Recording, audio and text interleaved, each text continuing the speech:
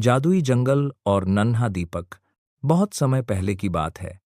पहाड़ों के बीच बसा हुआ एक रहस्यमयी जादुई जंगल था।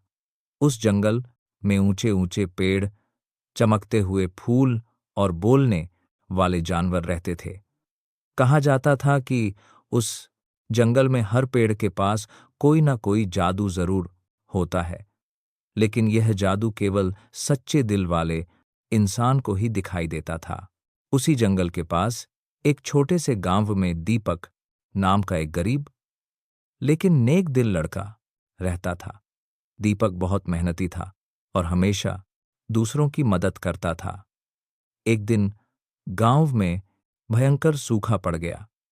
खेत सूख गए, कुएं खाली हो गए और लोग बहुत परेशान हो गए। गांव के बुजुर्गों ने बताया कि जादुई जंगल के बीचों बीच एक चमत्कारी झरना है जिसका पानी सूखे को खत्म कर सकता है। लेकिन समस्या यह थी कि उस जंगल में जाना आसान नहीं था।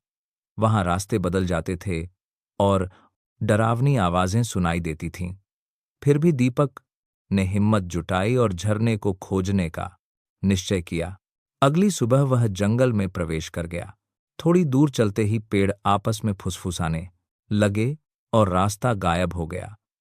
तभी एक चमकीली नीली चिड़िया दीपक के पास आई और बोली, डरो मत, अगर दिल साफ है तो जंगल तुम्हारी मदद करेगा। चिड़िया के बताए रास्ते पर चलकर दीपक आगे बढ़ा। रास्ते में उसे एक घायल हिरण मिला। दीपक ने बिना देर किए उसकी मरहम पट्टी की। ओक! तभी हिरण चमक में बदल गया और बोला, तुमने दया दिखाई है।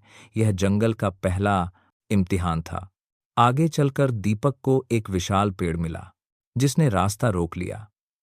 पेड़ ने कहा, अगर तुम लालच नहीं करते तभी आगे जाओगे, आ ही सकते हो। पेड़ के नीचे सोने के सिक्के पड़े थे, लेकिन दीपक ने उन्हें नहीं छुआ। पेड़ रास्ते से हट गया। अंत में दीपक झरने तक पहुंच गया। झरना चांदी की तरह चमक रहा था। तभी जंगल की रक्षा देवी प्रकट हुईं और बोलीं, तुमने दया, सच्चाई और निस्वार्थ भाव दिखाया है, इसलिए यह पानी तुम्हारा है। दीपक ने झरने का पानी लिया और गांव वापस पहुंचा। जैसे ही पानी खेतों में डाला गया, हरियाली लौट आई। कुएं भर गए और गांव खुशहाल हो गया। उस दिन के बाद से जादुई जंगल की कहानी पूरे इलाके में फैल गई। लोग समझ गए कि सच्चा जादू लालच में नहीं, बल्कि अच्छे कर्मों में होता है।